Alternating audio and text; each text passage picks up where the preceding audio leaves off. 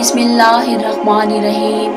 अल्लाहुम्मा सल्ली अला मुहम्मद व आलि मुहम्मद। बहीरा अरब में एक पुरअसरार जजीरा सक्तरी मौजूद है जो मुल्क यमन का हिस्सा है और अपने आप में कई राज पोशीदा किए हुए है। अगरचे इसकी खूबसूरती आंखों को खीरा करने की सलाहियत रखती है, लेकिन खौफनाक बात यह है कि कुछ मुहद्दिसीन की तरफ से जजीरा सक्तरी को दजाल से मंसूब किया जाता है और इसे दजाल का जजीरा भी कहा जाता है। दजाल वो किरदार है जिसके हवाले से हमारे नबी सल्लल्लाहु अलैहि वसल्लम की कई हदीसों में इसका जिक्र मौजूद है और इसके मुतालिक ये भी पता चलता है कि आलमे इस्लाम के लिए दजाल का ज़हूर मुश्किल तरीन और फितना अंगेज होगा। शैतानी कुव्वतों का मजहर दुनियावी ताकतों से माला माल होगा और इसके जरिए वो दुनिया में तबाही मुसल्लत करेगा। इस जजीरे के शुमाल में यमन और मगरिब में अफ्रीकी मुल्क सोमालिया वाक़ई है, जनूब में बहीरा हिंद है तो शुमाल मगरिब में दुनिया की अहम तरीन तजारती गुज़रगाह है। जजीरा सक्तरी हकीकत में अफ्रीका का हिस्सा था, मगर कुछ अरसा कबल दुनिया के तमाम बरआज़मों से कटकर जुदा हो गया। यहाँ के नबातात, चरिंद परिंद और दीगर माहौल दुनिया के हर हिस्से से काफ़ी हद तक मुख्तलिफ हैं। मुहद्दिसीन और मुफस्सिरीन के अक़वाल से साबित है कि दजाल का ज़हूर मशरिक से होगा और ऐसी जगह से होगा जहाँ से वो पूरे मशरिक़ वुस्ता को मुतासिर कर सके। इसके अलावा उसकी रिहाइश की जगह मुनफरिद होगी। तो इन तमाम निशानियों के सबब लोग इस जजीरे को दजाल के जजीरे के नाम से पुकारते हैं। सिर्फ यही नहीं, इस जजीरे का उर्फी नाम गालापागोस ऑफ अरब है। इसे एलियन आइलैंड भी कहा जाता है। गुज़िश्ता कुछ सालों के दौरान सियाहों की शक्ल में इसराइली हुकूमत ने अपने बहुत से बाशिंदों को जजीरा सक्तरी में मुस्तकिल रिहाइश देने के साथ साथ सेहूनी फौजियों और फौजी माहिरीन के लिए रिहायशी मकानात बनाने पर काम शुरू कर दिया है ताकि यमन के इस जजीरे में मुश्तरका फौजी इंटेलिजेंस ठिकाने कायम किए जा सके। इन सारी सरगर्मियों के पीछे एक ही मकसद कार फरमा है और वो ये है कि दजाल के आने से पेशतर उसके इस्तकबाल की तैयारियों को खत्मी शक्ल दी जा सके।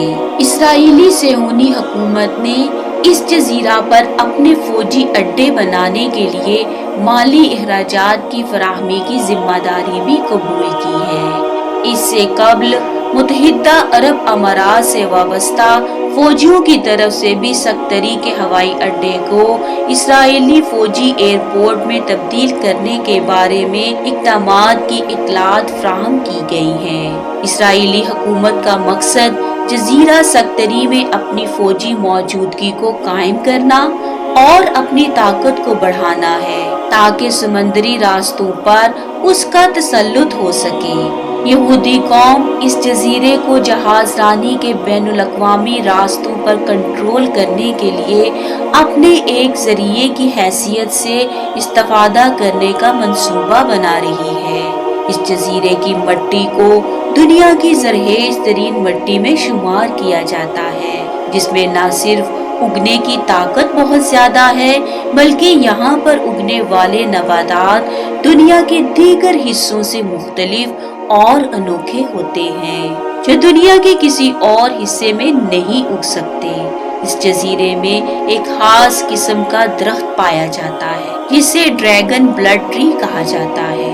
मकामी लोग इस दरख्त को दमल अखवैन के नाम से भी पुकारते हैं, जिसका मतलब दो भाइयों के खून वाला दरख्त है। इस दरख्त के तने से खून के रंग का एक रस निकलता है जिसे देखकर ऐसा महसूस होता है जैसे दरख्त से खून बह रहा हो। इस तरह से खून नुमा निकलने वाली इस गोंद को माजी में मुख्तलिफ कामों के लिए मुकद्दस समझकर इस्तेमाल किया जाता था और हालिया दौर में भी इसका इस्तेमाल कॉस्मेटिक्स, اور مختلف ادویات میں کیا جاتا ہے۔ اس جزیرے میں ایک اور انوکھا پودا پایا جاتا ہے جسے بوٹل ٹری کہتے ہیں۔ اس کا تنا نیچے والے حصے میں بوتل کی طرح چوڑا ہوتا ہے، جبکہ اوپر جاتے جاتے یہ پتلا اور نازک ہو جاتا ہے۔ اس پودے پر لگنے والے پھول اتنے خوبصورت ہوتے ہیں کہ ان کو صحرائی گلاب بھی کہا جاتا ہے، لیکن یہ پودا شدید زہریلا ہے۔ اس جزیرے پر تقریباً 700 ایسے نباتات پائے جاتے ہیں جو دنیا کے کسی اور حصے میں نہیں پائے جاتے۔ جزیرے میں بیک وقت خوفناک صحرا، ساحل، پہاڑ اور غار موجود ہیں۔